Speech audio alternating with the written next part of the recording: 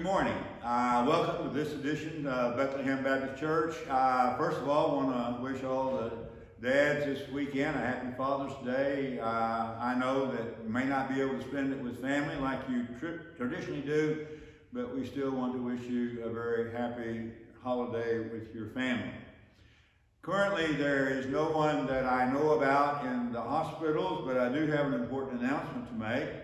The deacons and some others met on Wednesday night and decided that we will reopen for worship only the second Sunday of July, which is the 12th. And a couple changes about that. Instead of having 11 o'clock service, we will worship at 10 o'clock, no Sunday school. And we're also going to ask everyone to practice social distancing and wear a mask when you come. So bring your mask and come and be prepared to not necessarily sit in your pew, but the ushers will assign you a place. But you can come, and we've got plenty of room for all of our people and even some guests. So we look forward to reuniting with you in that way. But let me also say, if you feel uncomfortable about coming and to a gathering of other people, please stay home. We do not want to put anybody in jeopardy. We do not want anyone to feel uncomfortable. But for those who feel comfortable, we will welcome you with open arms as we begin worshiping again on Sunday, the 12th of July at 10 a.m. Having said that, it is time to begin this service today. We were in the season of Pentecost, and we're thinking about the church, and my text today comes from the Gospel of Matthew, chapter 13, verses 1 through 9. That same day, Jesus went out of the house and sat beside the sea. Such great crowds gathered around him that he got into a boat and sat there while the whole crowd stood on the beach. And he told them many things in parables, saying, "Listen, a sower went out to sow. And as he sowed some seed, some fell on the path, and the birds came and ate them up. Other seed fell on the rocky ground, where they did not have much soil, and they sprang up and quickly, since they had no depth of soil. But when the sun rose, they were scorched, and since they had no roots, they withered away. Other seed fell among the thorns, and the thorns grew up and choked them. Other seed fell on good soil and brought forth grain, some 100-fold, some 60, some 30. Let anyone with ears listen." This is the word of the Lord for God's people. Thanks be to God. One of the things that has always been important in my library is a good dictionary. I like to look up words. For example, what does the word ordinary mean? I remember a few years ago on Father's Day, my family was there, and I asked that question, and my youngest grandson said, "Well, it's something normal." Well, what is normal? That's also an interesting question. When I went to Webster to look up the word ordinary, I discovered that it had a whole lot of different meanings.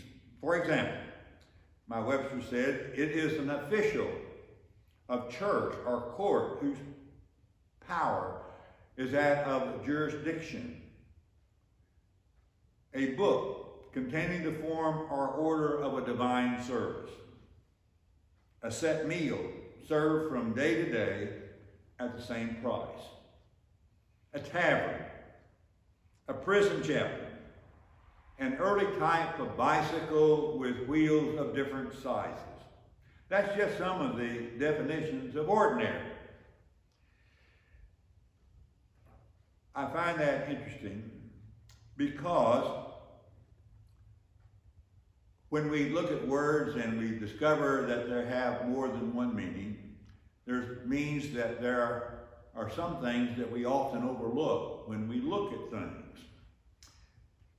I think that happens in the parables of Jesus. They were very simple stories told that people could understand. They were always about ordinary things in life, but they have a wealth of applications and meanings in life. I know that every time that I read the parables, I see something new that I never saw before. And I especially remember when I was in Tanzania and having to preach, and none of my sermons would work there, and I tried to preach from the parables, and they had absolutely new meaning, because I was back in a culture where people lived almost 2,000 years ago.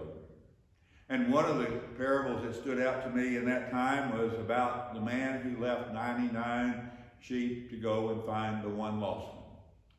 I happened to be in villages where the whole village didn't have 100 animals. It just placed a new value on one man having that many and going to seek one. Jesus had a way of seeing in the ordinary something very extraordinary to life. And I think this parable about the farmer sowing seed is a great example. Try to get a mental picture of how this might have happened and unfolded. We have the bare minimum when the gospel writer tells about it, but in my mind, I like to elaborate and think of maybe how this could have played out. And this is simply Smith. But Jesus is walking along, and he has gathered a crowd, and he gets to the seaside. The crowd's pushing in on him, and he finds the boat and gets in it and wants to teach from there. Have you ever been in a mob before? I have on too many occasions, but the couple that I really remember was when my girls were small.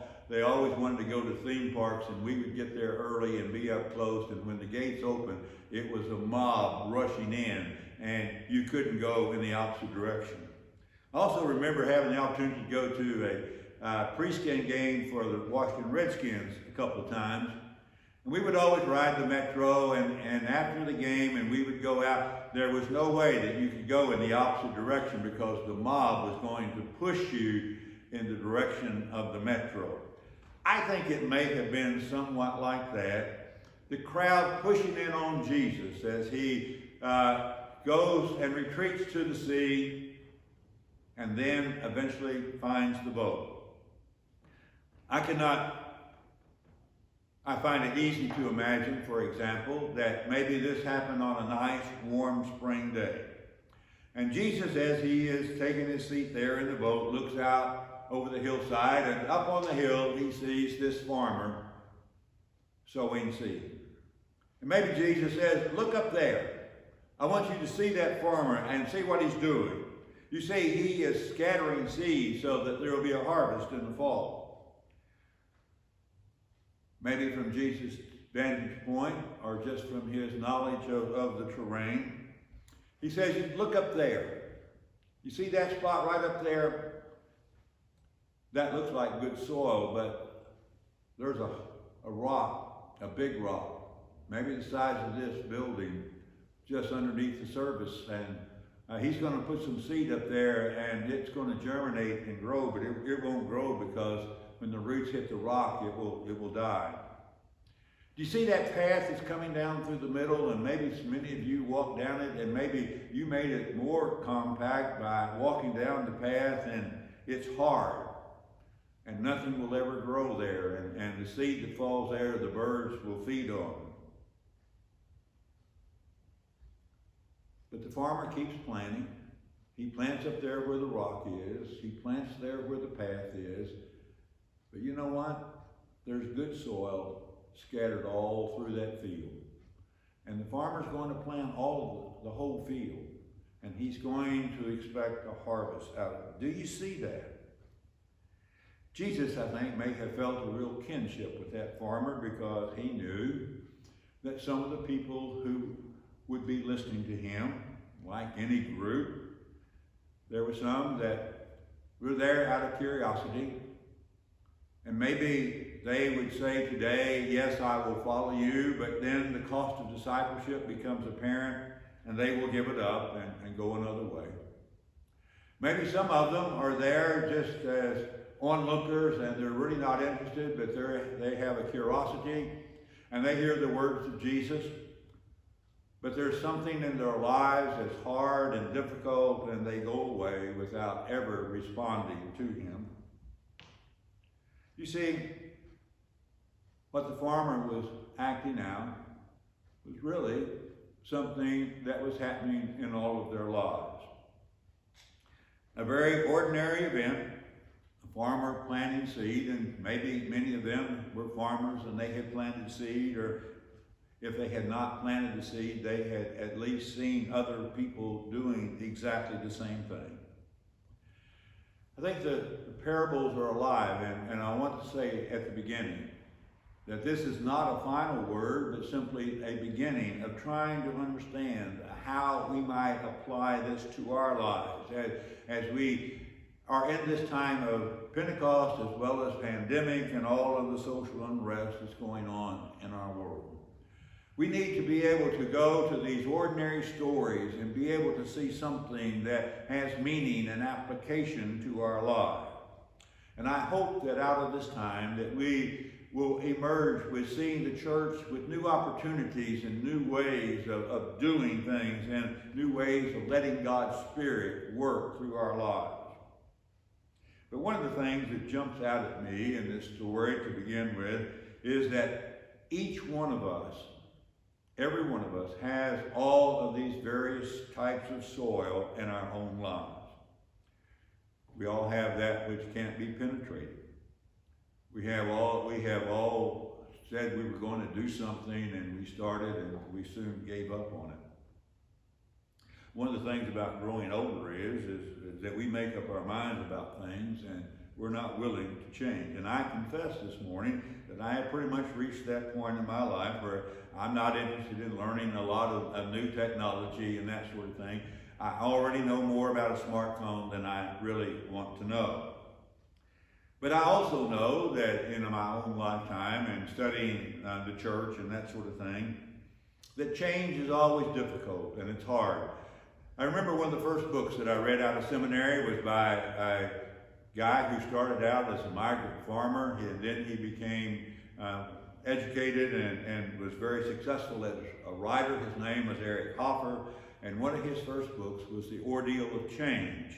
And he used his life as a migrant worker to talk about how change was so traumatic. And he said that one day they would be picking beans, and then the next day they would be picking peas, and that was a very traumatic change because the process was so different and they had to re-gear for that, and it brought anxiety to them as they had to change from beans to peas. I know that every age has resisted change. In one of my researches, historical things, and I like history, I came across a letter written in the early 1800s by then the governor of New York State, the Governor Martin Van Buren. Andrew Jackson was president, and he wrote the following letter to the president. He said, "Dear Mr. President, the canal system in this country is being threatened by the railroads. The federal government must preserve the canal for the following reason. One, if canal boats are supplanted by railroads, serious unemployment will result. Captains, cooks, drivers, repairmen, and lock tenders will be left without a means of livelihood, not to mention the numerous farmers now employed in growing hay for the horses. Two, boat builders would suffer, and tow line ships and harness makers would be left destitute. Three, canal boats are absolutely essential to the defense of the United States. In the event of an expected war with England, the Erie Canal would be the only means by which we could move important items. As you well know, Mr. President, railroad carriages are pulled at the enormous speed of 15 miles per hour by engines which, in addition to endangering life and limb of the passenger, they roar and snort their way through the countryside, setting fire to crops, scaring the livestock, and frightening women and children. The Almighty certainly never intended that people should travel at such breakneck speeds. Martin Van Buren, governor of New York. Now that took place in the early 1800s.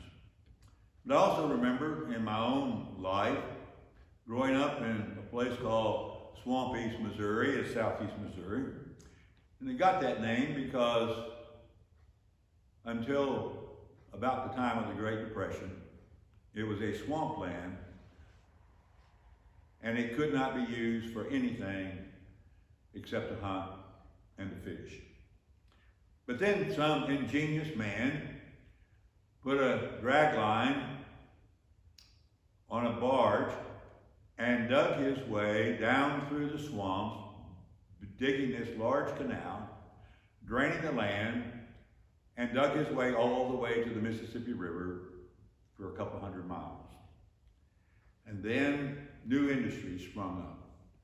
The first one was that of logging, those huge cypress trees.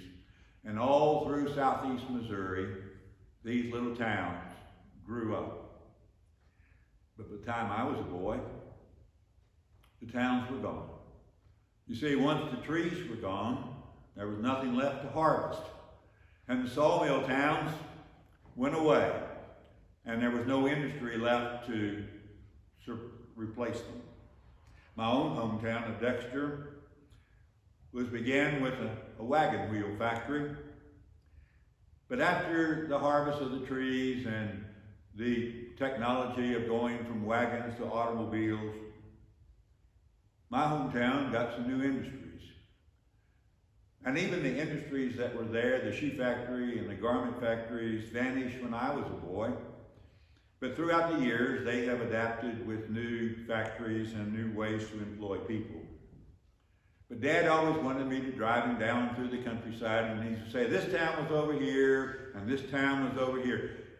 But there was no indication that there had been a town there. They had simply vanished because they had not been able to adapt to something new. I remember a column by Bill Wilson in the Religious Herald a decade ago. He told about the streets in the early 1900s, especially in New York City, and there was a great outcry and concern because the city had grown. There were no automobiles, and the taxi cabs were horse-drawn carriages, and the problem was horse manure in the streets. What to do with it? And Bill's point was they were so focused on the present that they could not see the future. And he compared that to the church of the today. We can laugh at these stories, but I wonder, 50 years from now, 100 years from now, and someone is telling our story, what will they say about us that we were so set in our ways that we could not change who we are? Are we like those little towns that would dry up and blow away? Are the streets in a city that was concerned about a real problem? What is the hard pan or the shallowness in our life? The second thing that jumps out at me, the fact that this farmer does not try to determine the condition of the soil, but rather he sows the entire field. One of the things that I've observed in the church is when we do ministry and outreach, we often give it such a half-hearted effort, and then we give up and say that it will not work. During most of my full-time ministry, I always attended the pastor school at the University of Richmond every year, and I would come down and look forward to that week of being here with other pastors and hearing some prominent pastor from around the country who would be our guest. I remember one year we had Dr. Ernie Campbell, who was pastor of Riverside Church in New York City, and one of the things that was always enlightening about that, not just to hear the lectures, but to spend time in the dining hall after dinner and just sitting around telling stories. And I remember Dr. Campbell telling a particular story about a young man that came by him one day and said, I quit, I give up, it's no use. And Dr. Campbell said, I invited him into my office and I didn't make any comments. I said, please tell me, why is it that you have given up? He said, well, I spent a whole summer campaigning for political and social change and nothing came of it. Therefore, I've had it. I quit. I have given a whole summer to bringing change and nothing happened. I've seen this too often in church. We try something so sparingly, we give up. We haven't given the seed time to germinate and to grow, and we give up. Planting, growing takes time. In fact, it takes a whole lifetime. Isn't that the story of faith? Last week, I talked about how weeds kept coming back no matter what you do to them. But seeds that produce food or flowers, the things that we want to grow, will not keep coming back. They need care. They need to be worked and protected. One of the things I have discovered is that some of the people who have had the most influence upon our world didn't have a whole lot of success in their own lifetime. And the biblical illustration of this is Jeremiah. Jeremiah preached his entire life, and no one listened to him. And they would finally, after Jerusalem fell, the exiles, or the people who were left there in the city of Jerusalem, would take Jeremiah out and kill him. Now, before they killed him, he had some hard words to say to his people before the fall of Jerusalem. He stood at the temple gate and said, "Do not trust these deceptive words. This is the temple of the Lord, the temple of the Lord." And the reason was that their worship did not match what they were living. He also said that the heart is the most deceitful of all things. He also said that if you want to survive, you have to surrender to Nebuchadnezzar and the Babylonians. And that was like saying to America today, you've got to surrender to the terrorists. No one wanted to hear those kinds of things. And yet, after his death, during the exile, the writings of Jeremiah became the single most important document that the exiles in Babylon had.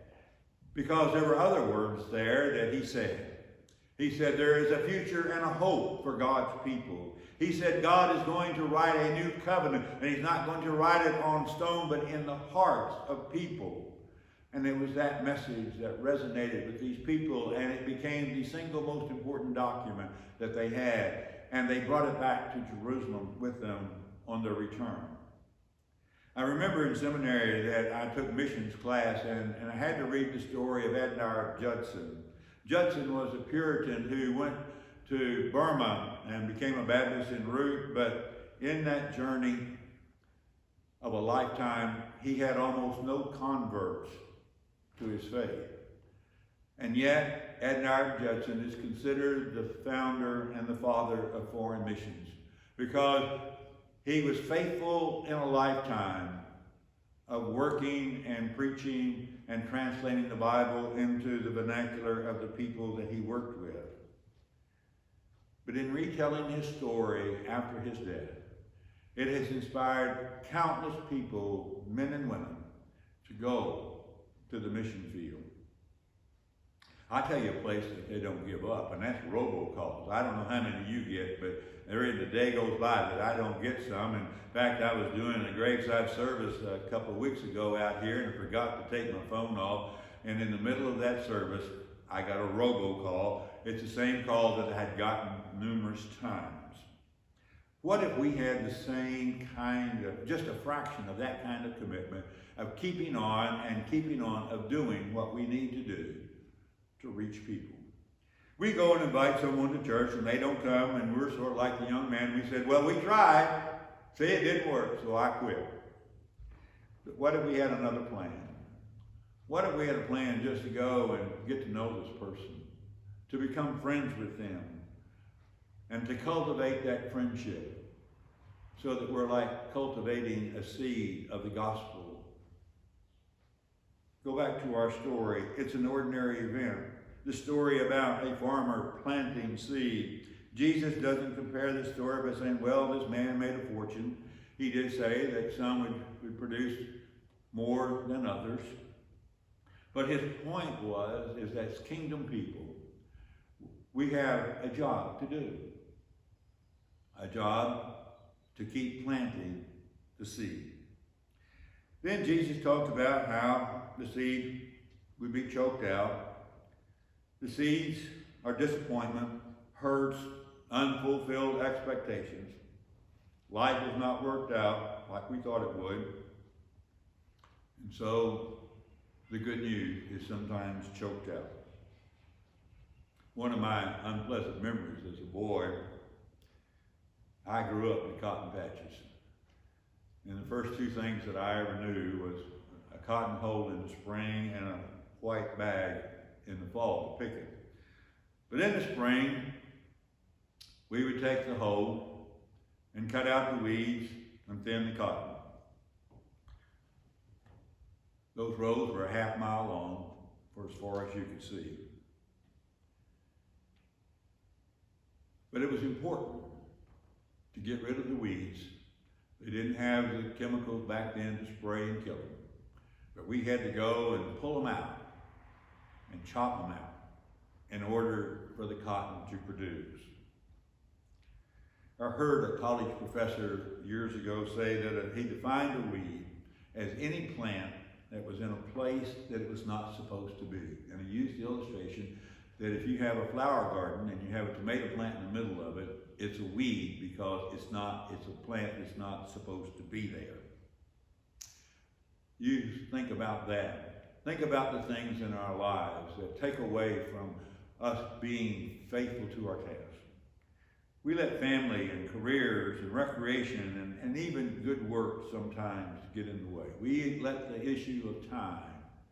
We're going to do it when we find time to do it. I've got some jobs around the house that I get busy and I need to do them.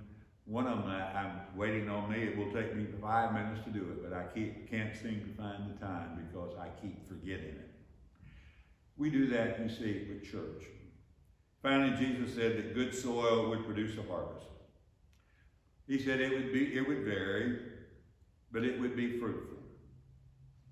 When I was at another church on an interim, we did the study, and I've introduced it here, and we started looking at it here, that book by Robert Sanchez about the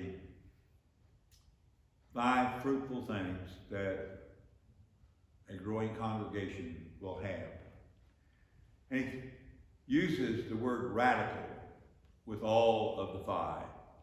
But he defines radical this way: something outside the norm, not something that is wide-eyed and out of control. Something that is out of the norm. Something that is not wide-eyed and out of control. Yet the truth is, we keep doing church the same old way. We want to do it very much like it was done as we remember it a long time ago. During that time, someone in the paper or somewhere ran a cartoon of a familiar thing or quote that I had known. But it was about Albert Einstein. And Einstein's famous quote that I love is, "Insanity is doing the same thing over and expecting a different result." Insanity is doing the same thing that you've always done and expecting something different to happen. There's a lot in this ordinary story, and I haven't scratched the surface. But one truth is, all of us have all of those kinds of soils, each in our own lives. We have some shallow soil. We have some things that we are so set in our ways that we're not about to change. But we also have good soil. And we have the opportunity to do something. We can't say, well, I've got this hard pan or I've got this whatever. I've had all these disappointments. I've tried whatever. But Jesus' point is, that may be true. But your life is like that field.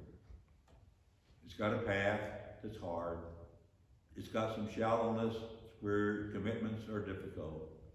But it's also got something good. Let's focus on the good and let it produce something worthwhile.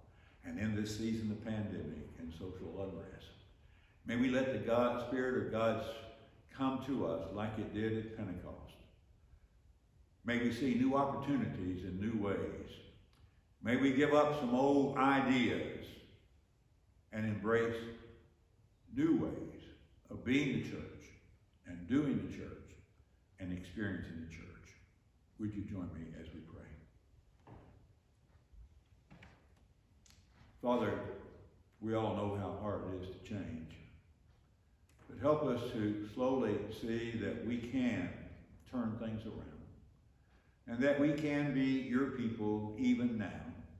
And that there are things that we can do to let the good seed grow in our lives and to share in others. And remember all those who are impacted by this virus called COVID-19. We all know that it has caused disruption. We know that it's caused hardship. We know that it's caused great anxiety in the lives of many. But help us to work through that and help us to be faithful to our calling to be your people. Now may all those who hear these words be encouraged by your Holy Spirit to be faithful to you and to be open to new ideas and new things.